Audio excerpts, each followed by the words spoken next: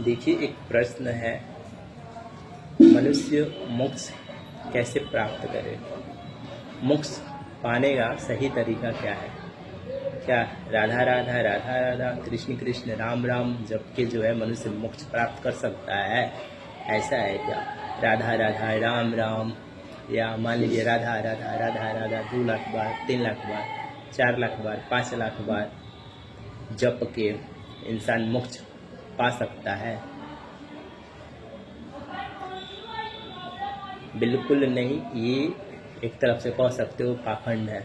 राधा राधा राम राम कृष्ण कृष्ण जप के मोक्ष नहीं पाया जा सकता है। देखिए, राधा राधा जपोगे तो ये हमारी चेतना को उठाएगी, लेकिन मन रूपी कह सकते हो आप, मन रूपी जो आप में आत्मा है, यानी तमोगुण वाली जो आत्मा है आप में, आपका मन बैठी है, ऐसी वो आंधी का झोंका बहाएगी। या फिर जो चेतना रूपी दीपक है वो कुछ देर के लिए जलेगा, लेकिन ये माया में आपको मन फंसा देगा, और जो चेतना तो जलेगा लेकिन तुरंत वो बुझ जाएगा। मतलब मन फिर जो है आपको फंसा देगा। तो यहाँ पर राधा राधा राम राम कृष्ण कृष्ण करने से आपको मोक्ष तो नहीं मिल सकता है। हाँ, कुछ देर के लिए ये आपकी चेतना को उठा सकता है, फिर यदि बंद हो गए, शांत हो गए, तो जो है ये आपकी चेतना को फिर से जो है दबा देगा। तो राधा राधा कृष्ण कृष्ण मोक्ष नहीं दिला सकता है। चेतना कुछ देर के लिए उठा सकता है, लेकिन फिर जो है चेतना को ये दबा देगा। और रही बात राधा राधा राम राम कृष्ण कृष्ण जपने से, पाप तो खत्म नहीं होते। पाप यदि खत्म करना है तो राधा राधा राम राम कृष्ण कृष्ण जपना छोड़ो, सत्कर्म के साथ नाता जोड़ो। यदि आप सत्कर्म करते हो बेजुबान के लिए, मैंने बताया है पीछे की बेजुबान में आपका कौवा है, कबूतर है, चूहा है, बंदर है, कुत्ता है, इनके लिए आप सत्कर्म करो। यहाँ पर मैं बकरे को मैंने पढ़ा कही कि बकरा जो है जीवन भर घास खाती है, उसका क्या कसूर है, उसका गला काट दिया जाता है। अरे यार, इस जन्म में वो घास खा रही, पिछले जन्म में जब उसको मनुष्य तन मिला था तो वही बकरा बकरी का मांस खाया जब वो इंसान रूप में था, इसलिए इस जन्म में उसको जो है बकरा का शरीर मिला। वो अपना पाप काट रहा है, इसलिए उसने भी जो है किसी को काटा था या खाया था, आज उसको कोई काट रहा है, खा रहा है। तो ये प्रचलन तो समाप्त नहीं होने वाला है। ये कब तक समाप्त नहीं होगा? जब तक लोगों में अज्ञानता रहेगी। और रही बात विधि का जो विधान है, विधाता का जो नियम है, कर्म का नियम है, प्रकृति का नियम है, वो कभी किसी के साथ अन्याय नहीं करता है। चाहे वो इंसान हो चाहे भगवान, सबको एक समान पनिशमेंट है, वो पनिशमेंट दे के जाता है। मतलब विधि का विधान जो है किसी के साथ अन्याय नहीं करता है यार। तो जो बकरा आज आप देख रहे हो काटे जा रहे हैं, बकरी काटे जा रही है, घास खा रहे हैं, ऐसा नेचर बना दिया जाता है कि वो घास खाए, क्योंकि पिछले जन्म में वो बहुत ज़्यादा बकरा बकरी का मांस खाए होते हैं, इस जन्म में वो भरपाई करते हैं। जो आज खा रहे हैं बकरा बकरी का मांस, वो जब उसको अगले जन्म में भरपाई करनी होगी वो अपना काटेगा। तो यहाँ पर ऐसा नहीं है कि बकरा बकरी जो है घास खाता है उसका गर्दन काट दिया जाता है। नहीं भैया, इस जन्म में घास खा रहा है, पिछले जन्म में जब उसको मनुष्य तन मिला था तो उसने भी अपना मनुष्य तन गवाया है, बकरा बकरी का मांस खाया, इसलिए जो इस जन्म में बकरा बकरी बन गया है और उसको भी काटा जा रहा है। विधि का विधान जो है किसी के साथ अन्याय नहीं करता है। रही बात सत्कर्म मैंने पीछे आपको बताया था कि आप करो बेजुबानों के लिए करोगे तो आपको मिलेगा काल और महाकाल के खाते से पुण्य। यही पुण्य आपके पाप जो होंगे उसको खत्म कर देगा, पाप जीरो कर देगा। उससे पहले सत्कर्म तो करो, मैंने पीछे बताया है आपको। सबसे पहले आपका एक ही लक्ष्य होना चाहिए कि जो है आप प्रॉपर इंसान बनो। प्रॉपर इंसान मतलब मैंने पीछे आपको बार बार बताया है। सबसे पहले अंडा, क्योंकि मांसाहारी, अंडा का परित्याग करो। फिर मांसाहार में मुर्गा है, मछली है, बकरा है, और भी मांस है। आज जो है अभी फ़िलहाल में प्रेजेंट टाइम में गो मांस भी खाते हैं सब, जिसको बीफ बोला जाता है। इसके बारे में मैं अगले वीडियो में बताऊंगा, गो मांस जो खाते हैं उसके बारे में बताऊंगा। अभी फ़िलहाल हाँ, आप प्रॉपर इंसान बनो, अंडा का परित्याग करो, मंसाहार, व्यभिचार, प्रेम संबंध, गैम्बलिंग, मदिरापान। मदिरापान के अंतर्गत मेरे दोस्त केवल शराब ही नहीं है, खैनी भी है, गुटखा भी है, तंबाकू भी है, सिगरेट भी है, ये और एक और चीज़ सबसे बड़ा यहाँ पर धोखा हो जाता है, पाखंड। जो लोग मूर्ति पूजते हैं, पाखंड भी हमारी चेतना को गिराता है। तो ये सब जो कारण है ना, ये आपकी चेतना को गिराती है, ख़त्म करती है। चेतना ख़त्म हो जाता है आप जब इन सब में फंसते हो, इन सब कारणों में आप फंसते हो, चाहे वो मांसाहार हुआ, चाहे व्यभिचार, चाहे प्रेम संबंध, चाहे गैम्बलिंग, चाहे मदिरापान, इन सब में आप फंसते हो तो आपकी चेतना खत्म होती है। चेतना जहाँ पे जो है प्रकृति वाली आत्मा आ जाती है, मतलब एक जीवात्मा दो प्रकृति वाली आत्मा। जैसे बेजुबान है ना, एक जीवात्मा दो प्रकृति वाली आत्मा, वैसे इंसान हो जाता है एक जीवात्मा और दो प्रकृति वाली आत्मा। इंसान और बेजुबान में कोई फर्क नहीं होता है। जैसे देखोगे बेजुबान को रहते रहते, मैंने पीछे बताया कि बंदर जो है उछलता है, कूदता है, कुत्ता हुआ, रहते रहते चलेंगे सब सेक्स करने लगेंगे अचानक। क्यों? इसके पीछे का कारण क्या है? या किसी को काटने लगेंगे, जलनखोरी होगी, ईर्ष्या द्वेष जलनखोरी अहंकार हाहाकार मचाएगी इनमें।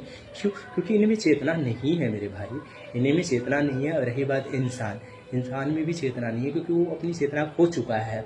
उसके पीछे का कारण मैंने बताया है। कोई कहता है आप प्रेम संबंध वाला मैटर है, इसका कारण नरेंद्र मोदी है। नहीं भाई, इसका कारण नरेंद्र मोदी नहीं है, इसका कारण आपकी खोई हुई चेतना है। यानी आप फंसे हो मांसाहार में। ज़्यादातर लोग तो जो अंडा सोचते हैं अंडा शाकाहारी है, क्योंकि विज्ञान का अंडा शाकाहारी है। लेकिन जो विधाता है, जो विधि का विधान बनाया है, जो कर्म का नियम बनाया है, जो प्रकृति का नियम बनाया है, वो कहता है कि अंडा मांसाहारी। जो अंडा खाता है उसको देता है, जो मरोगे तो चींटी का, जो छोटे छोटे चींटियाँ दिख रही है ना धरती पे जो चलती है, जो छोटे छोटे जो अंडा खाते हैं, उसको मिलता है चींटी का जन्म। चींटी बन के वो अगले जन्म में आता है। तो भैया अंडा शाकाहारी नहीं है, अंडा मांसाहारी है। अब रही बात कि आप विधाता का सुनोगे या विज्ञान का सुनोगे, विज्ञान तो बहुत चीज़ कहता है। विज्ञान तो कहता है अंडा में ये प्रोटीन है, मुर्गा में ये प्रोटीन है, बकरा में प्रोटीन है, मछली में प्रोटीन है। यार सब आपको रोग से बांधता है, मतलब जो है ये सब प्रोटीन नहीं देता मेरे को, ये सब आपके शरीर में रोग पैदा करता है, आप रोग से घिरते हो। अंडा जो खाता है मैंने बताया उसको खुजली होता है, उसको चर्म रोग होता है। जो मुर्गा मछली खाता है उसको भी चर्म रोग होता है। और रही बात उसका हाथ पैर कटते रहता है, इस जन्म में तो जो काटता ही है। रही बात जब मरता है तो मुर्गा मछली बकरा बन के आता है। जो बकरा खाता है सोचता है क्या मेरी रीढ़ की हड्डी मजबूत होती है, उसकी रीढ़ की हड्डी सबसे पहले कमज़ोर होती है, उसको पटरी होती है। बहुत सारे रोग हैं जो आपके कर्म के कारण होते हैं, मतलब आपके खराब कर्म के कारण होते हैं। जितने भी रोग होते हैं आपको, ये मतलब इंसान को, उसके पीछे का कारण उसका कर्म खराब है। मतलब कहीं ना कहीं उसका कर्म खराब तभी रोग है।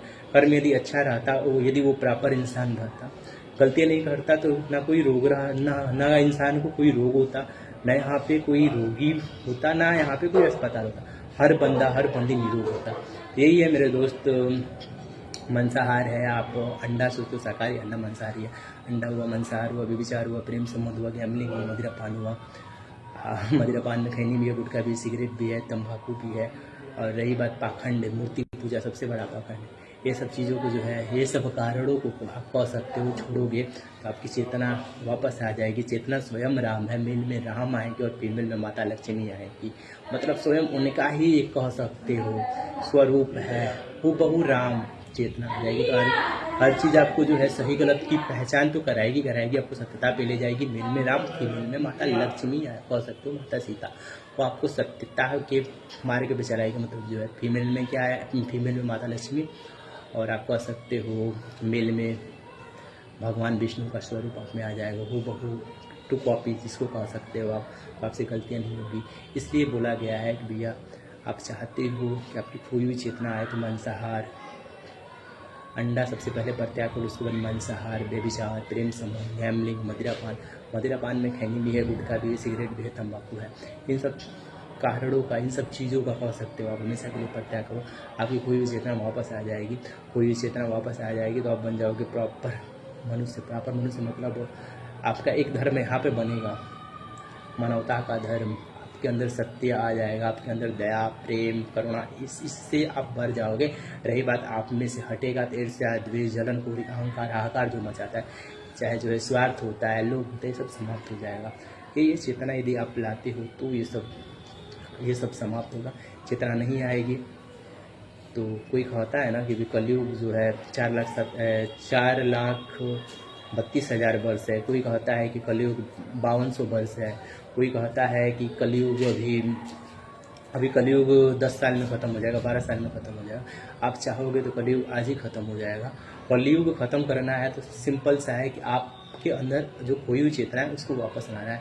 जब खोई हुई चेतना वापस आ जाएगी तो स्वयं चेतना ही राम है, तो आपसे गलतियां नहीं होगी, आप पाप नहीं करोगे। और जो आज के समय में प्रेजेंट समय में मतलब आज के समय में जो कहते हैं ना कि इंसान हर बंदी स्वार्थी हो गया है, उसके पीछे का कारण है कि चेतना वो खो चुका है। जब चेतना आएगा तो एक लाइन था माता लक्ष्मी का ही, जब तक स्वार्थ है तब तक सब आपके साथ है, जिस दिन स्वार्थ खत्म आप खत्म, आपका नाम खत्म, आपको आराम है भैया, जय श्री आराम है। मतलब जब चेतना आएगा तो स्वार्थ तो हटेगा और जब स्वार्थ तो हटेगा आपके अंदर से, मतलब लोभ जो स्वार्थ लोभ यहाँ पे कह सकते हो, लोभ ही इंसान के अंदर स्वार्थ को जन्म देता है। लोभ हटेगा मतलब स्वार्थ हटेगा, हर बंदा हर बंदी निस्वार्थ भाव से यहाँ पर कार्य करेगा, मतलब उसके अंदर सत्य प्रेम दया करुणा भर जाएगा। तो यही है कि सबसे पहले आप प्रॉपर इंसान बनो। प्रॉपर इंसान बन के यदि आप सत्कर्म करते हो बेजुबानों के लिए, तो आपकी इस जन्म में जितने भी पाप होते हैं वो ख़त्म होते हैं। और रही बात आपके अंदर पाप तो खत्म होते हैं, पुण्य जो है आता है। और कंटिन्यू यदि सत्कर्म करते हो बेजुबानों के लिए, रही बात इंसानों के लिए करते हो, सोचो कि जो है हम यदि गरीब है तो इंसान है, मंसाहारी है बेचारी है, उसके लिए आप करते हो, आप उसके लिए करते हो, आप कह सकते हो उसका हेल्प करते हो, सहायता करते हो, सोचो कि जो है भगवान के साइड से पुण्य मिलेगा। तो भैया नहीं, आप इंसान के खाते से पुण्य आएगा कहाँ से, उसके जब वो मंसाहारी है बेचारी है तो उसके हिस्से से आपके अंदर पाप आएगा, ना कि जो है पुण्य आएगा। यही आप बेजुबान के लिए करोगे तो आपके अंदर आएगा, मतलब आपके हिस्से में आएगा कह सकते हो पुण्य। इंसान के लिए जो मंसाहारी बेचारे उसके लिए आप करोगे तो आपके हिस्से में आएगा पाप। अब आपके ऊपर है, आप बेजुबानों के लिए सत्कर्म करके आप पुण्य कमाते हो कि इंसान के लिए जो मंसाहारी बेचारी है उसके लिए, उसको जो है उसकी सहायता करके आप पाप कमाते हो, ये आपके ऊपर है। रही बात प्रॉपर इंसान बन के यदि सत्कर्म कंटिन्यू करते जाते हो तो आपकी कोई चेतना आती है, आप मरते हो तो 84 लाख की योनियों में नहीं भटकोगे, मतलब तारों के शहर में नहीं जाओगे, आप मरोगे तो जो है सीधे बैकुंठ धाम जाओगे, आपको मोक्ष मिल जाएगा। यही रियलिटी है। मोक्ष पाने का सबसे सिंपल सा तरीका है कि आप सबसे पहले प्रॉपर इंसान बनो, उसके बाद आप बेजुबानों के लिए सत्कर्म करो। सत्कर्म करोगे तो आपके पाप खत्म हो जाएंगे, पापी नहीं रहेंगे तो आप 84 लाख की योनियों में क्यों भटकोगे।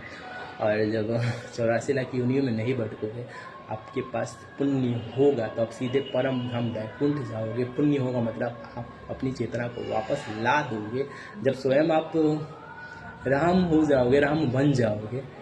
देखो मेरा उद्देश्य यहाँ पर है कि नहीं कल की क्या, कल की जैसा कल की है वैसा ही सोचेगा कि आपको भी वो कल की बना दे। राम सोचेगा यही कि आपको भी वो राम बना दे, या माता लक्ष्मी सोचेगी कि जितने भी बंदियाँ हैं उसको भी वो माता लक्ष्मी बना दे। तब न जो है वो परम धाम बैकुंठ जाएगा। जब वो इंसान से भगवान बन जाएगा तब वो परम धाम बैकुंठ जाएगा। उसके लिए मैंने बार बार बोला है, मांसाहार व्यभिचार प्रेम संबंध गैम्बलिंग मदिरापान में खैनी भी है, गुटखा भी है, तंबाकू, इन सब चीज़ों को जो है वो छोड़ेगा तो प्रॉपर इंसान बनेगा। प्रॉपर इंसान बनेगा तो उसकी खोई हुई चेतना वापस आ जाएगी, मतलब मेल है तो उसमें राम वापस आ जाएंगे, फीमेल है तो माता लक्ष्मी वापस आ जाएंगे, मतलब वो बहु उनका ही रूप है यार। सब बंदे में देखो वो जो चेतना है स्वयं राम है, और बंदियों में जो चेतना है स्वयं जो है माता लक्ष्मी है। तो ये आपके ऊपर है कि आप एक प्रकृति वाली आत्मा को हटाते हो, प्रॉपर इंसान बन के नहीं हटाते हो। प्रॉपर इंसान बनोगे तो वही प्रकृति वाली आत्मा हटेगी, आपके पास चेतना आएगी तो आपको जो है सही गलत की पहचान होगी और आपको सत्यता के मार्ग पे लेके जाएगी, धर्म की साइड लेके जाएगी, अधर्म की साइड लेकर नहीं जाएगी। तो सत्य के साथ आप अपनी जीवनी खत्म करोगे और सत्कर्म करोगे तो भैया चेतना रहेगी, आप जो है डायरेक्ट जाओगे परम धाम बैकुंठ। यही रियलिटी आपको मोक्ष मिल जाएगा। उस हर बंदी को मिले आराम जो करे सबसे ज़्यादा सत्कर्म वाला काम, इसलिए बंदा सच्चू सचिन भी करता है सत्कर्म वाला काम।